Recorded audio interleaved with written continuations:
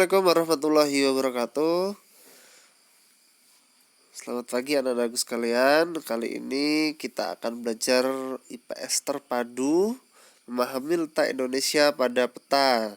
Kalau tadi kita sudah flashback materi minggu lalu ya, mengenai letak Indonesia, letak geografis, astronomis, dan geologis, sudah kita pelajari bersama. Nah, sekarang kita memahami letak Indonesia pada peta. Khususnya di sini kita akan belajar dulu mengenai petanya itu seperti apa.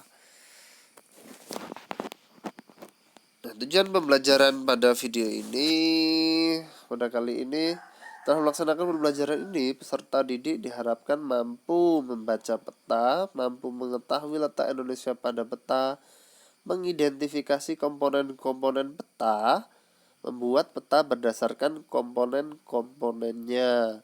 Jadi di sini yang akan saya titik beratkan adalah mengidentifikasi komponen-komponen pada peta dulu. Kalau ini sudah tahu, insya Allah nanti bisa membaca peta, mengetahui letak Indonesia juga bisa. Kemudian hasil akhirnya bisa membuat peta berdasarkan komponen-komponennya. Sebelum kita mulai pembelajaran mengenai peta ini, marilah bersama-sama kita awali dengan Bismillah. Bismillahirrahmanirrahim.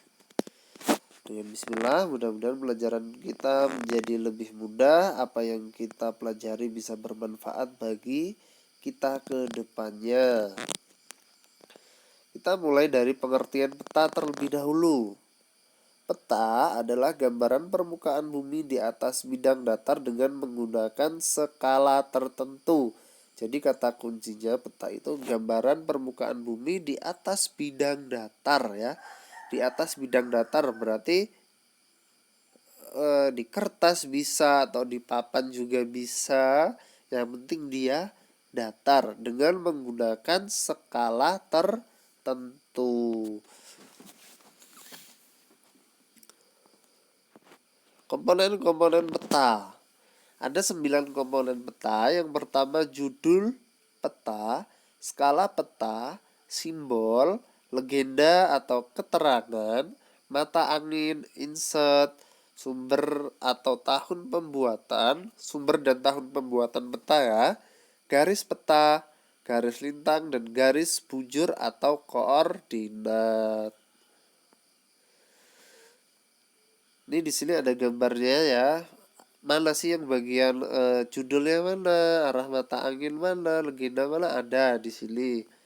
Nanti bisa di skip, kalian bisa lihat dengan puas mana yang dimaksud dengan komponen-komponennya ini ya. Judul peta. Judul peta kalau dilihat di situ adalah kepadatan penduduk Kota Surakarta tahun 2009 ya. Di sini memang petanya menggambarkan kepadatan penduduk. Judul peta ditulis dengan lugas dan mampu mewakili isi peta. Kalau misalnya peta Indonesia ya berarti peta Indonesia. Tapi kalau di dalamnya terdapat informasi penduduknya, simbol-simbol mengenai penduduk atau persebar penggunaan lahan, maka namanya adalah peta penggunaan lahan di Indonesia atau peta penggunaan lahan di Sumatera. Tergantung dari isi petanya. Isi petanya apa, baru dibuat judul peta. Skala peta. Skala peta, apa itu skala? Skala adalah perbandingan jarak pada peta dengan jarak sebenarnya. Jadi misalnya pada peta jarak antara Desa Trioso dengan Desa Gumawang itu adalah 1 cm, sedangkan skalanya 1 berbanding 30.000 ya, 1 berbanding 30.000.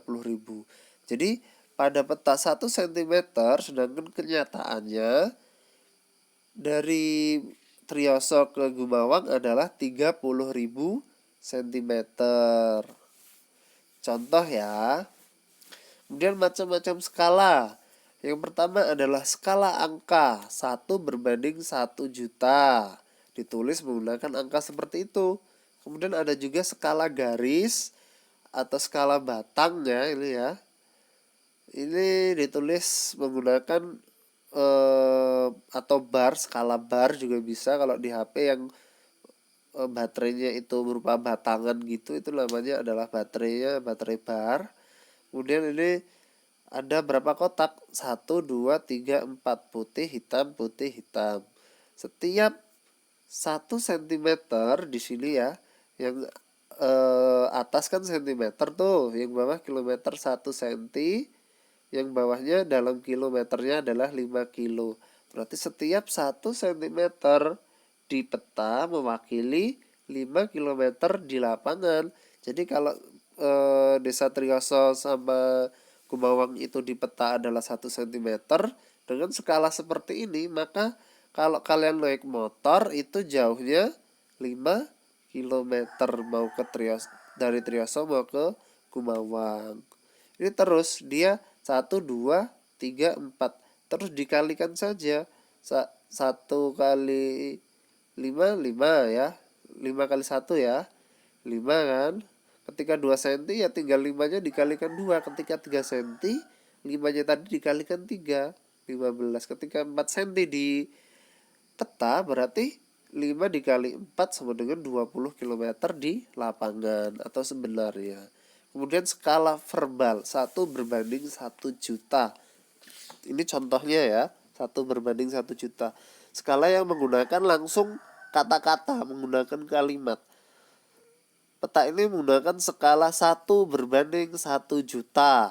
Nah, sudah berarti 1 cm di lapangan berarti 1 cm pada peta berarti 1 juta cm di lapangan. Ini adalah macam-macam skala. Kemudian menentukan skala ya. Ini sekalian saja. Masih di skala. Jarak sebenarnya JS, JP jarak di peta, S skala pada peta, skala rumus segitiga skala peta. Untuk mencari JS kita lanjut ke slide berikutnya. Di sini ada penjelasannya. Ketika menemui soal seperti ini, diketahui skala peta 1/1.500.000. Jika jarak kota A ke kota B pada peta tersebut 0 cm, tentukan jarak sebenarnya kota A ke kota B. Jadi yang ditanyakan adalah jarak sebenarnya, yang diketahui jarak pada peta dan jarak dan juga skalanya. Kalau melihat rumus ini tadi, nah seperti ini JS, JP, S. Skala 1/1.500.000, jarak pada peta 6 cm. Skala jarak pada peta dibagi jarak sebenarnya. Jadi kalau skalanya tadi diketahui 1/1.500.000, berbanding itu ya bisa kalian langsung buat tandanya seperti per ini juga bisa ya. 1/1.500.000 sama dengan 6 cm dibagi jarak sebenarnya. Jarak sebenarnya berarti tinggal 1.500.000-nya dikali dengan 6, ya kan? Tinggal dikali dengan 6. 6 dikali 1.500.000 sama dengan 9 juta kilometer. Dikonversikan ke dalam 9 juta cm ini sampai sini cukup ya, sudah benar. Tapi biasanya ketika kita mau bepergian, jarak yang kita gunakan apa? Senti atau kilo ya. Kita menggunakan kilometer. Jadi kita konversikan dulu ke kilometer.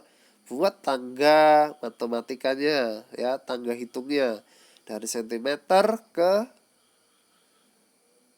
kilometer itu naik berapa tangga? Naik 5 tangga, berarti coret 5 nolnya tinggal 90. Jadi jarak sebenarnya antara kota A ke kota B adalah 90 kilometer. Selanjutnya kalau yang diketahui itu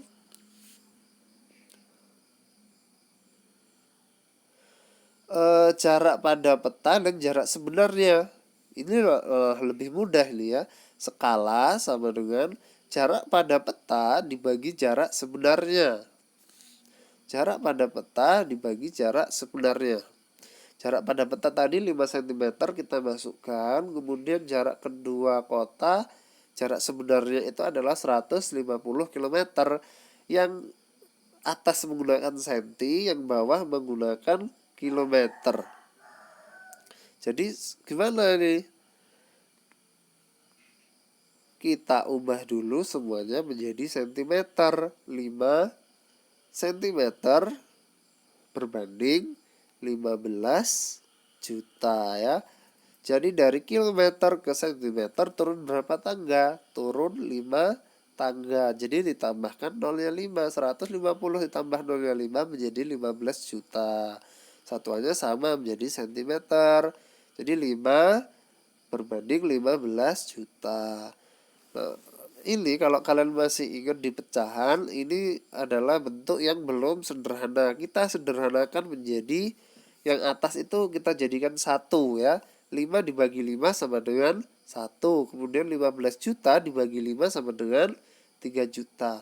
Jadi skala peta yang digunakan adalah 1 berbanding 3 juta. Kemudian menentukan skala jika diketahui jarak sebenarnya dan skala. Misalnya jarak pada CP sama dengan skala dikali JS. 1 berbanding 20, berapa itu? 200.000 ya. Misalnya 1 berbanding 200.000 dikali 600.000 sama dengan jarak sebenarnya itu adalah 600.000. Jadi skalanya adalah 3 cm. Jarak pada petanya adalah 3 cm, maaf. Diulang. Jarak pada peta, jarak pada peta ya. Ini mencari jarak pada peta. Kita sudah tahu skalanya adalah 1 berbanding 200.000. Kemudian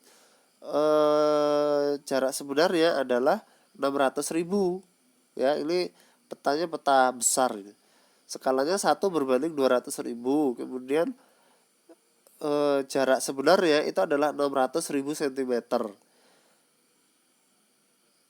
Ketika menemukan yang seperti ini, berapa jarak pada peta? Tinggal kita masukkan saja 1 berbanding 200.000 dikali 600.000 sama dengan 3 cm. Jadi jarak pada peta adalah 3 cm. Kalau 3 cm, kita balik lagi mau kita jadikan, kita mau mencari jarak sebenarnya dengan diketahui skala 1 berbanding 200.000, tinggal dikalikan. 3 dikali 200.000 sama dengan 600.000 sama ya, sama. Tinggal dibolak-balik saja. Kemudian yang ketiga adalah legenda peta. Legenda peta adalah daftar atau tabel yang menunjukkan tanda-tanda atau simbol dalam peta yang mempresentasikan kondisi sebenarnya di suatu area. Jadi dalam peta itu ada yang namanya legenda. Nah, yang tulisan-tulisan itu dan garis, kemudian titik, segitiga itu adalah disebut dengan simbol. Tapi keseluruhan dari simbol itu disebut dengan legenda. Jadi keseluruhan dari simbol-simbol itu dalam satu kotak itu disebut dengan legenda. Legenda peta ya, bukan legenda Danau Ranau, bukan legenda Danau Toba, juga bukan. Ini legenda peta. Jadi kumpulan dari simbol-simbol yang dijadikan dalam satu kotak itu disebut dengan legenda peta. Lanjut, nah ini simbol petanya. Simbol peta adalah tanda atau gambar yang mewakili kenampakan yang ada di permukaan bumi yang terdapat pada peta kenampakannya.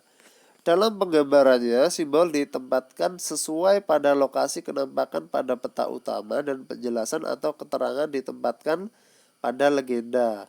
Jadi penggambaran simbol ditempatkan sesuai dengan pada lokasi. Misal ibu kota Jakarta ya ada di Jakarta, di situ ada kotak, atau ibu kota negara kotak putih ya.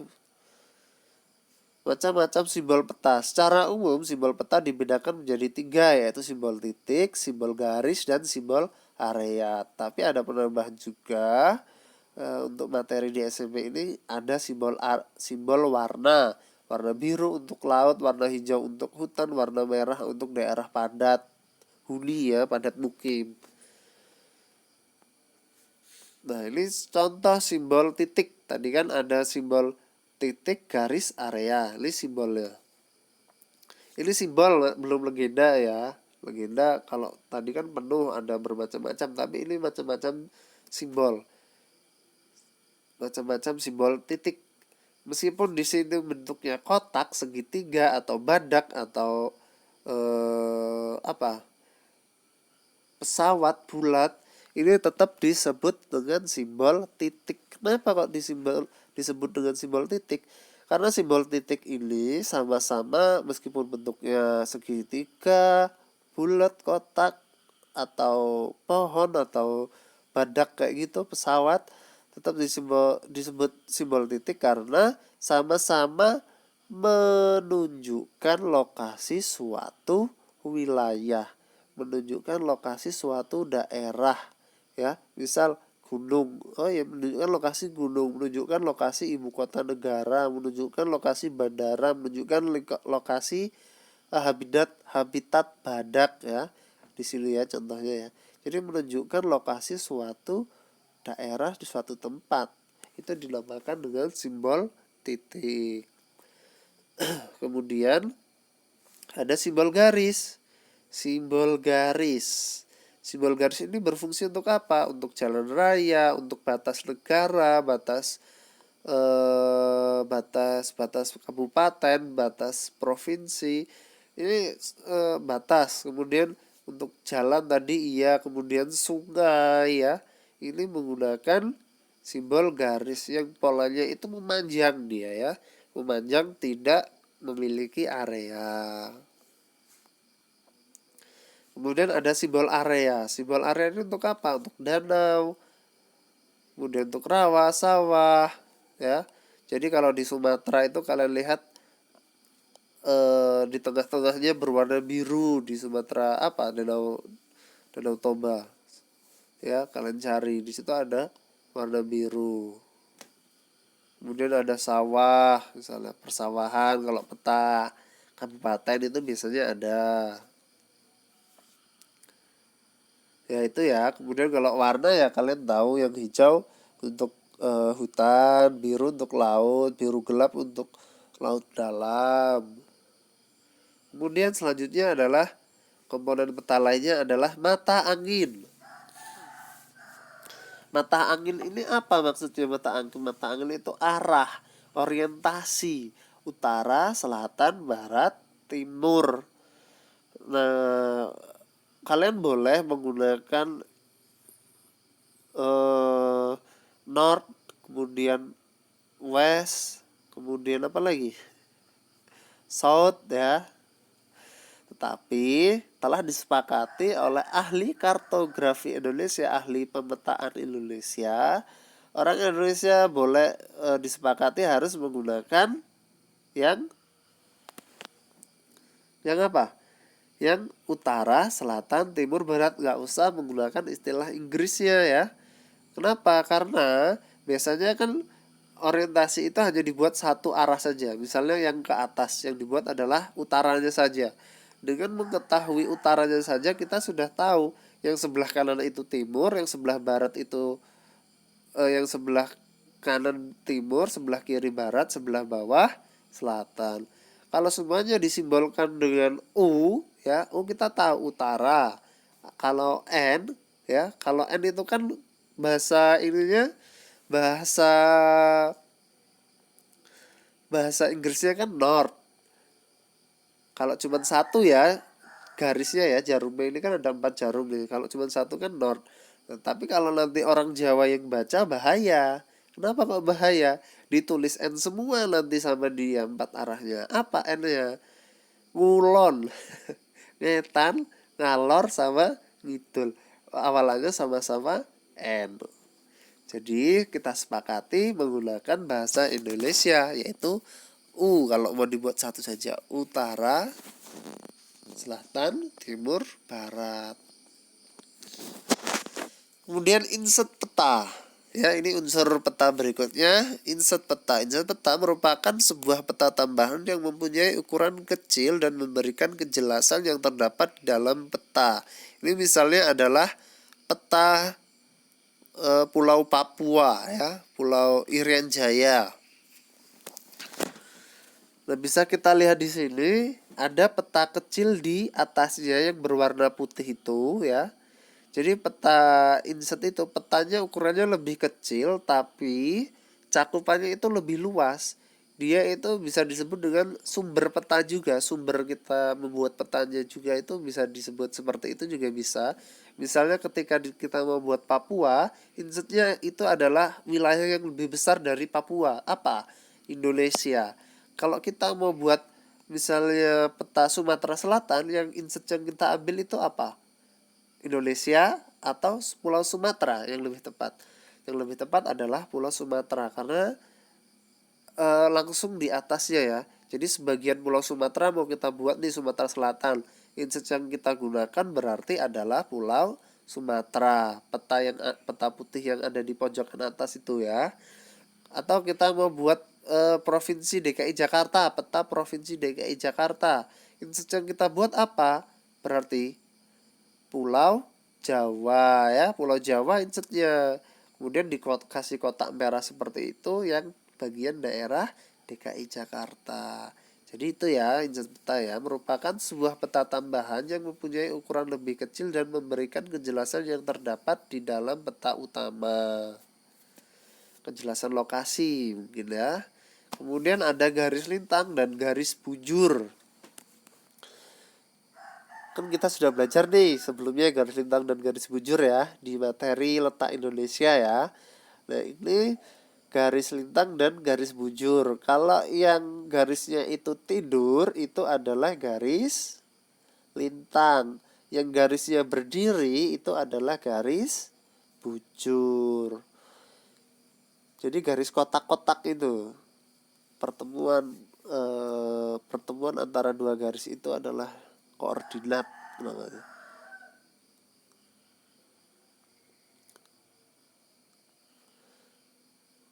Nah, carilah Indonesia. Ini menentukan peta ya. Menentukan letak Indonesia setelah melihat peta benua Asia. Mana Indonesia? Ya, tentu saja yang paling pojok bawah. Jadi itu materi mengenai mengetahui letak Indonesia dari peta. Sekian, semoga bermanfaat. Untuk tugasnya nanti Ustadz share di grup. Jadi pelajari lagi dengan baik.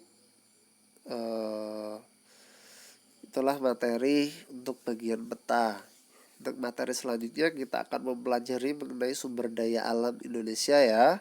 Jadi tetap semangat dalam belajar meskipun belajarnya melalui video belum bisa tatap muka. Mudah-mudahan belajarnya tetap bisa maksimal dan bermanfaat bagi kita semua. Karena tadi dibuka dengan bismillah, marilah kita tutup dengan hamdalah. Alhamdulillahirabbil alamin. Saya akhiri. Wassalamualaikum warahmatullahi wabarakatuh.